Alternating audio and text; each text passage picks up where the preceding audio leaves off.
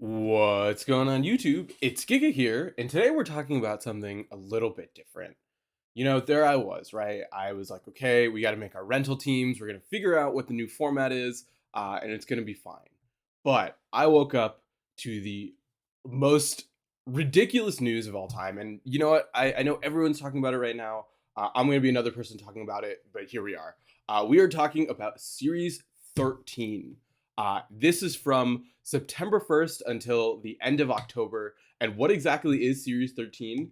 It is a format with all of the Pokemon in Sword and Shield. And that includes both restricteds as well as mythicals, right? And so this is big for a couple of reasons, right? The first one is this is the first time there's ever been an official VGC format featuring mythicals, right? They've always just been like there. And so this is the first time we're getting an official format. So that's the first big one. The second big one is apparently there's no restrictions on how many of each you can bring, right? So like we've seen in Series 12, obviously you can only have two restricteds. We had a similar format, I believe, in 2009, 2009 or 2010. I think it was 2010, where you were allowed up to four restricteds, but you could only bring two. Whereas here, it's any amount of restricteds and mythicals, and you can bring as many as you want, which is ridiculous, right? You can show up with four mythical Pokemon, four restricted Pokemon, and it's fine. So I think there are some big things to address. The first one really is, God, there's so many ads on Celebi. Make sure to support Celebi. It's great. The first question that comes to mind, right, is this is the format from September to October, and this is the post Worlds ladder format. And the big question is this also the post Worlds VGC format, right? We know that we're expected to have locals coming back, and also what that means is that there are going to be events for CP in this time frame. And so the question now is, are these events going to be in Series 13, or is there going to be some other format? There have been cases in the past where laddering does not equal the format used by VGC, and so the big question is this one of them? I personally hope not. I think this format, I love this format. I think it's great. I think it's really chaotic in the fact that it's kind of just like a last hurrah for Sword and Shield, because of the fact that, right, like you are allowed to use literally anything. You're allowed to use Pokemon that have never been used before, and I think it's going to be a really fun time. Also, there's the fact that it goes until the end of October, not the end of November. We do know that Scarlet and Violet come out in November, so there is going to be this time frame, right, where there obviously needs to be a quote unquote new format. So there is a chance that, right, like we have this until the end of October, November, December, maybe January is Series 14, and then we officially transition over to Scarlet and Violet. So that's one of the concerns. I obviously think that we're gonna have probably some, maybe Series 12, maybe some new format be the official one for events. The other big issue, right, is why have mythicals never been allowed? And it's not necessarily a question of they're overly powerful. In some cases they are, but we'll talk about those later. The big issue, right, is the accessibility of them. Not everyone has access to these Pokemon because they're usually, barring Deoxys, locked behind an event. And so as a result, right, you have a lot of players who either join late or have never really cared about mythicals being in the situation where, right, like they don't have access to them. And unfortunately, it's the case that like some of the strongest hitters are very, very hard to obtain, right? Like we're seeing Melmetal here. Obviously, Maguna is going to be huge. Victini is another one that's huge. So there are all of these Pokemon that have incredible potential that are not accessible. So I'm interested to see if we end up with something like Dynamax Adventures featuring mythicals, right? Like that would be sort of a way to gap that in this month. And also, I think it would give people something to be excited about, the chance to be like, oh, I can hunt some of these Pokemon that I've never had access to, and especially if they're not shiny locked, which I guess they will be, but I'm hoping to help some of these newer players or these players that don't have access to these Pokemon. We are in a scenario where there are Dynamax adventures. And so now I do want to talk about some of the Pokemon themselves that we have never really seen before and what I think they're going to do. I hate all these ads. So first of all is Mew, right? Let's just open up Mew's page. So Mew is famous in the fact that I can leave it zoomed in. Mew is famous in the fact that it has access to every single TR in TM, right? Like that's sort of its big thing. It also has access to some really interesting moves in its normal moveset, right? It has Imprison, it has Transform, both of which are really huge. It also has Baton Pass. And while Baton Pass has never really been very viable in doubles for a lot of reasons, I think Mew does have that really strong ability. It also does have Transform, right? Which is something that can really help, right? Like Ditto really is the only Transform user, but Ditto suffers from the fact that it has terrible HP, right? But you're going down to Mew, which has base 100 HP, and you can really utilize that to get some big transformations, survive some big hits. So something like a Scarf Mew, I think, with Transform is not really out of the question. I really wish I could just stop these ads for right now. But yeah, like this move pool is every single TM and TR. So Mew has a lot of versatility. It has access to things like Sword Power, if you want to build up boosts that way. It has access to every single type of Dynamax move, right? As a result of having access to the full gambit. It also has just a ton of HP, which it can use, and just really great stats across the board, right? It has, sorry, trying to get everything on the screen. It has base 100 the full way, and right, like you're looking at its HP. 207 HP is so much more when you look at like if you pull up Ditto, right? Like Ditto is the other sort of transforming Pokemon, and Ditto's HP is just way less at a at a whopping 48, right? 155 versus 207. That's not a trivial amount. You also can like pivot, right? You don't have to just transform. Mew has the ability to be supportive, or it has the ability to just switch and transform if need be. So I think having access to all of this versatility is really going to have Mew sort of stand out. Next one we're going to talk about, we're just going to kind of go down the list, is Celebi. So Celebi, I don't think is going to be super impactful. This is once again another base 100s across the board. I think the thing that really sort of hurts Celebi, it has a lot of weaknesses, right? Fire, ice, poison, flying, max airstream is a big one. ×4 to bug, not super relevant, but double weakness to ghost and dark, right? With so much Yveltal expected to be running around, as well as Caloric Shadow, right? It's just not in a good position. Its move pool is also just like not very good. I love Celebi a lot, but it really doesn't offer much. It does have things like screens and weather control. And so I think a lot of this format really is going to be figuring out like what is good and what is viable, right? Like we now have access, basically unfiltered access to everything.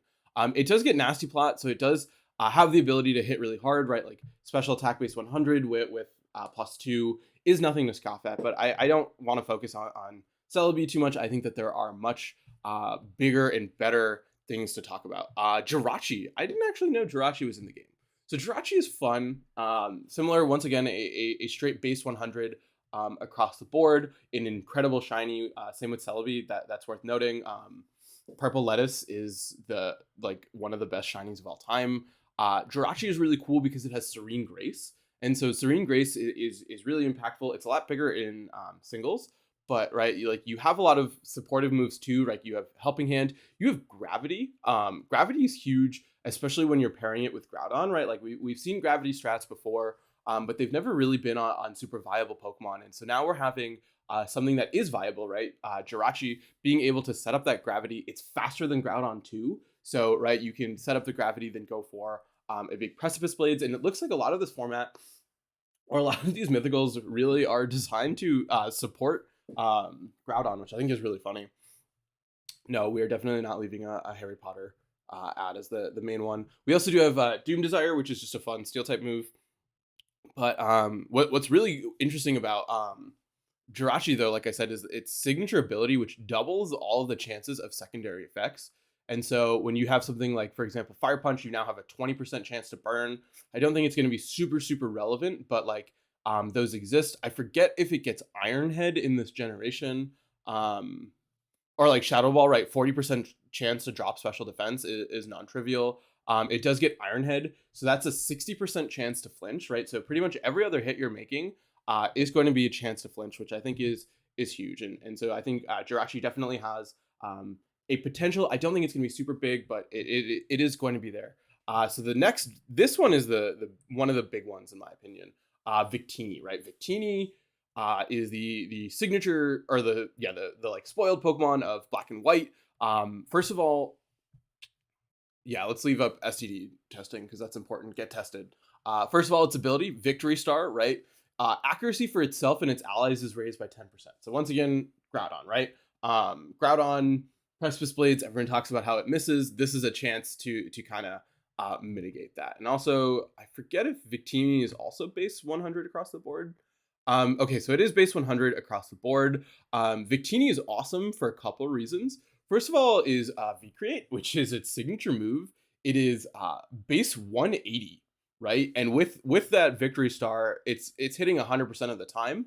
Um, yes, it lowers its defense and special defense and speed, but you're hitting so hard. You can stick like a White Herb on it. I forget if White Herb works with that, but like regardless, base 180 Scarf Victini is ridiculous. This is one of the hardest hitting attacks ever.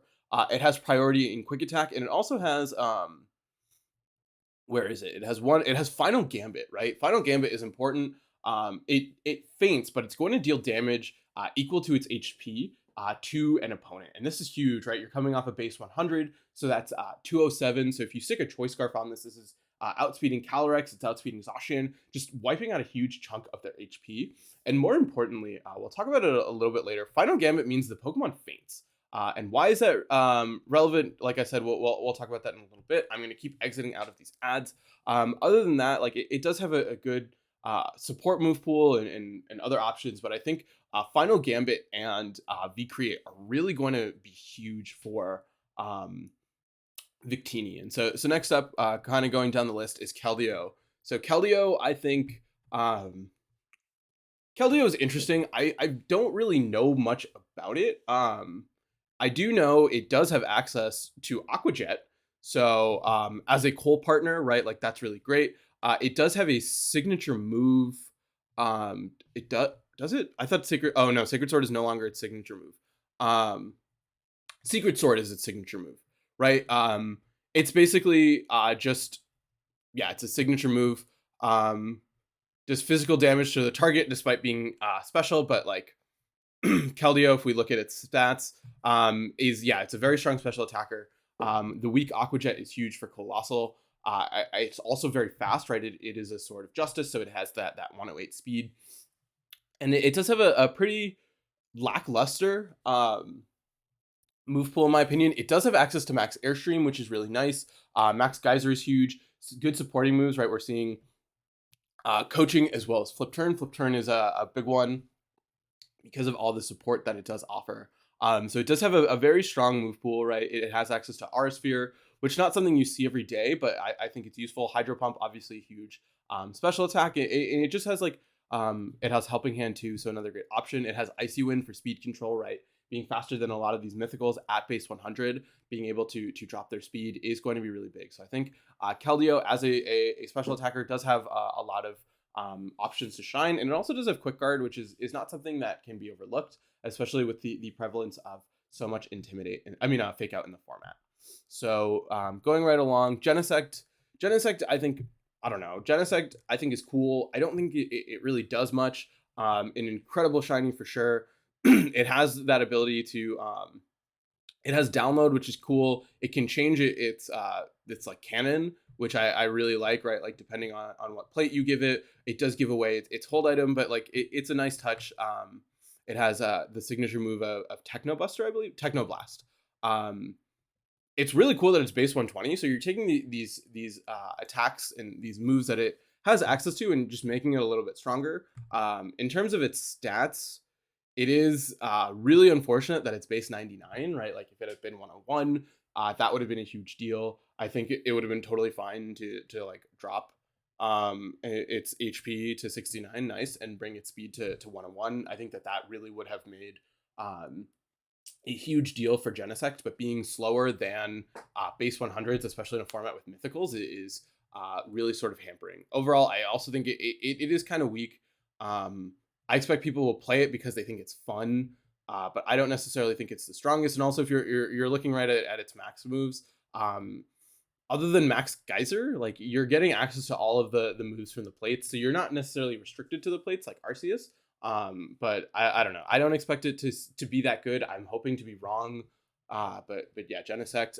Moving on to the next one, Diancie. So this is another one I don't know that much about. I know when it had a mega, it was a lot better. Shiny is incredible. I don't know if it's legal, but we'll see. Rock Fairy, I think, is a cool sort of typing. It is times 4 weak to steel, with everyone's favorite dog running around. That's not super viable, but I mean, there are other Pokemon that are also similarly weak. It does have some really cool moves, right? This is it has Skill Swap with Clear Body, which is nice. Obviously, it's a fairy type. It has Diamond Storm, which is something that people are really interested in seeing. It does raise the user's defense slot, and it is a physical rock type move that has really good accuracy, which we don't have a lot of. And looking down at its stats, right, it is very slow. So potential Trick Room option, very bulky, right? 150 in both defenses, but it has low HP, which is something that sort of holds it back.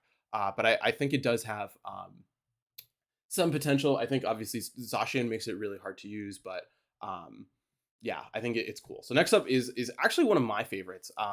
It's Volcanion, and I really like Volcanion because of its typing. So for those of you that don't know, Volcanion is fire water. It is the only fire water Pokemon with water absorb, which is also really cool. And it just has some pretty good coverage overall. It does resist both steel and fairy, right? And so that makes it a really good answer into Zacian, especially those that don't have Sacred Sword. Even Sacred Sword, it's neutral, and it can hit back, obviously, right, with a fire attack. And so it has this really cool move pool, and it has access to some supporting moves, right? It has Mist and Haze, both of which can serve as a sort of support option. It has Steam Eruption, which is just a stronger Scald, which is super huge, right? Like 110 is not a trivial amount versus 80, right? That's 30 base power more. It also has a really good physical move pool as well, right? Where it has access to things like Overheat. And if we go down, like just quickly looking at it, it has Self-Destruct, which also is relevant. Will-O-Wisp, which can be huge. Mudshot, which can also be relevant, as well as Bulldoze. So if you want to like set a policy on something with this, it's not like completely out of the question. And if we look at its stats real quick, it is a little bit slow, right, at 70. So even if you were to stick a Choice Scarf on this, it is not unfortunately outspeeding Calyrex. But it does have both really good attack and special attack. So the idea of it being physical or special, or even a little bit of a mix set, I think is not out of the question, especially because that speed is so low. And if you were to say make it like quiet, you can afford to run a physical attack like Flare Blitz. So I think Volcanion is something that I'm really excited to see. I think it has a lot of potential, and I really hope it gets a chance to shine. So going back to this list, we're scrolling down. So I'm gonna save these two for last. Um, Actually, yeah, we're gonna go to Zarude. So Zarude, I don't really know how to feel. It's the newest mythical, right? It has, in my opinion, really bad typing. It shares a typing with Shiftry. Um, times 4 weak to bug is no bueno. Fire, right? Ice, fighting, poison, flying, and fairy, right? I feel like defensively it doesn't have a good typing. Um, it's a kind of cool ability, right? Being able to what's it called? Not be affected by status, so you don't have to worry about potential T waves or Will-O-Wisps if you are pairing it with Groudon. It also has a signature move, if I recall correctly, Jungle Healing. Yes, so it restores its HP and healing status conditions of itself and its allies. So a very sort of useful defensive option, but not really good offensively. It does have some offensive coverage, but not necessarily like anything incredible. I forget where its stats really are in terms of physical special. So we're gonna quickly jump down. It does have access to some really good moves, though, right? We are seeing Stomping Tantrum, so that can come out, right? 105 speed, so it is faster than the average mythical, which is huge. Also faster than things like Charizard. Defense 105, so that's also nice HP. So this is primarily physical, which is fine. And right, like grass is, I think, pretty relevant, especially with so much Gastrodon running around. Kyogre, I'm thinking, is going to continue to stay big. Groudon might rise a little bit because of all of the help to it. But right, it does have a very good physical move pool, right? It has access to Knuckle, which obviously it does. Airstream is great. Rockfall, obviously awesome. Quake, Darkness, because it needs that, and Overgrowth. So overall, I think it does have a solid move pool. I think it does kind of lack in some regards, but I'm hoping that it can get a chance to do something. So going back, we're going to talk about Zeraora, and then we're going to talk about what I think are the three biggest ones. So Zeraora, once again, another new one. I like Mono Electric. I think Volt Absorb is really cool because of the fact that its signature move. Where are you? Not Thunder Punch. Plasma Fist. This move changes normal moves to electric moves, so that's something, right? Like with Volt Absorb, if you catch like a max strike, you can really put in work. Very good move pool, right? It has close combat, which is huge. It has Hone Claws if you want to make it stronger. It has Quick Attack, which is non-trivial. It has Fake Out, right? If you want to go for a more supportive option. And also, if you just like look at its stats, it's very, very fast, right? 143, obviously not the fastest thing in the format. Zacian and Calyrex continue to be absurd, but hitting this quick is very important. Being able to outspeed just so much of the rest of the meta is great. 112 attack, not necessarily the greatest thing, but when we look at its options in terms of physical moves, right? Max Darkness is helpful. Max Wormwind if you want to lower some attacks. Max Starfall, not something that's necessarily trivial. Another Airstream user, right? A fast Airstream user. Yes, it is slower than both Zacian and Calyrex, but neither of them can go for a max Airstream. So that's really nice. Flare too, right? Being able to hit Zacian. So overall, I think Zeraora does offer a lot. Its speed really is what sets it apart, and I'm interested to see how it plays out in the meta. And now we're going to talk about these three. I'm going to start with Marshadow because I think of these three, it is the least impactful. So Marshadow is awesome. I used it in the QBA Draft League where we were allowed one mythical.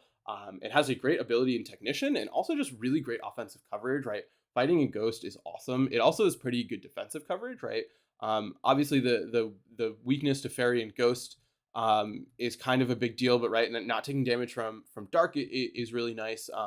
Rock ×4 resist, Poison ×4 resist, immune to fighting, immune to normal. So I think overall a pretty good defensive option, but you're not really going for that.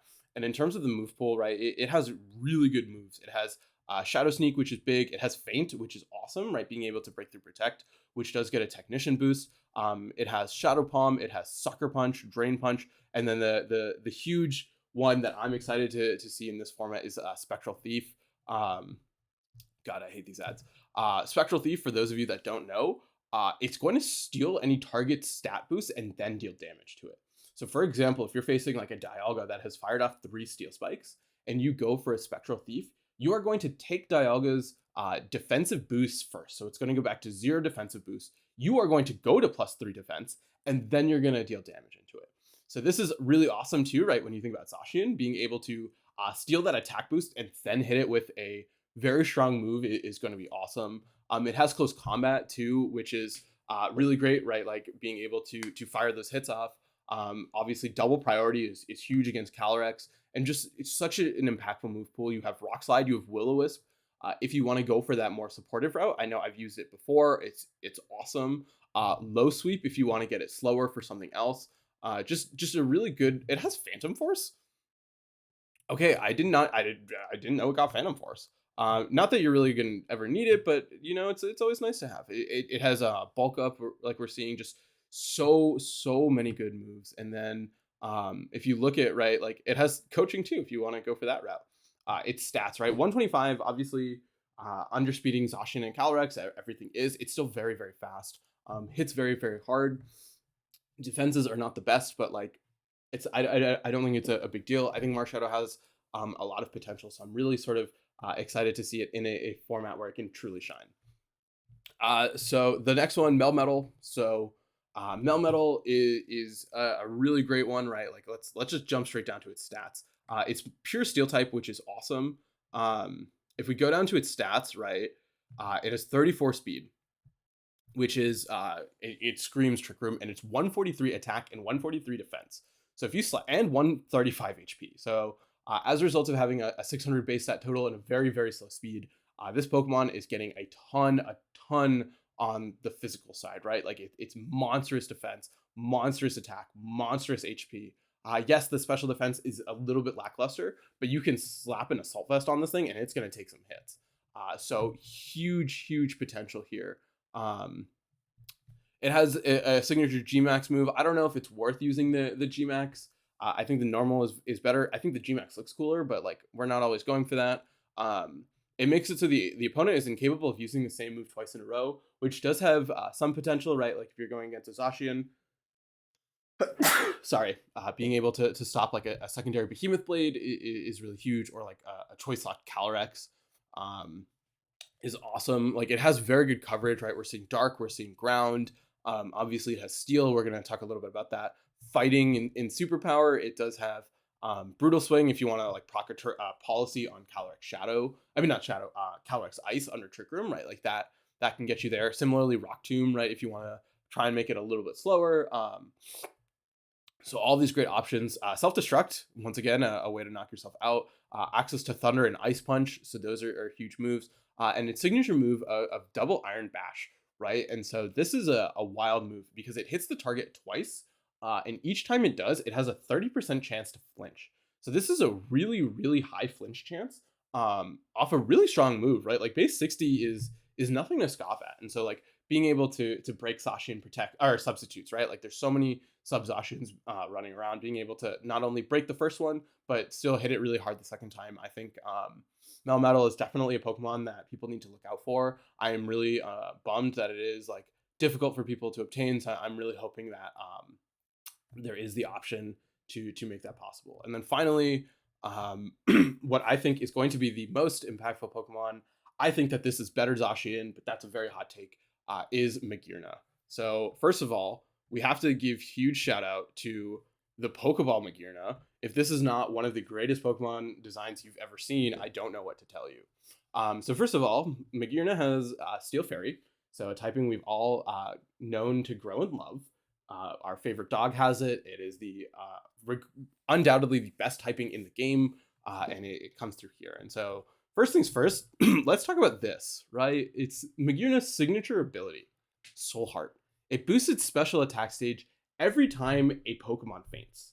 And that's really important, right? It's not just every time a Pokemon, like you KO a Pokemon. It is anytime a Pokemon faints, right? So if you're going to lead something like, I don't know, Scarf Victini and go for a final Gambit and pick up 2 knockouts, you suddenly have a +2 Maguna, right? And this thing is absolutely a monster. I want to talk where is its signature move, Flare Cannon, base 130 special attack. It is going to harshly lower the special attack by 2 stages, but you are also gaining +1 when you get that knockout. You also have Flash Cannon and Aura Sphere, so right, like if you want to say, you know, I'm just going to be a special Zacian, you can do that, but you're allowed to hold an item too. So yes, you don't immediately get that boost, but hey, who cares? You have Helping Hand, you have Imprison too. So right, if you want to set up a Trick Room and then stop something, like it has Trick Room itself, right? So if you're like, oh, I need a Trick Room, you don't need to worry about a Trick Room setter. You have your own. You have Eerie Impulse too if you like want to support for some reason. You have Encore, right? Like this thing has an incredible support move pool. It has Calm Mind too. It has Energy Ball, right? If you're worried about like Groudon, you don't have to be anymore. Just an incredible move pool. It has Misty Explosion. Oh, also this thing can max. Um, that's one thing to note, right? Like Maguna can max, and when you look at these stats, right, like 130 special attack, 115 defense, 115 special defense, right? Like this thing is taking hits, and 65 speed is fairly slow too.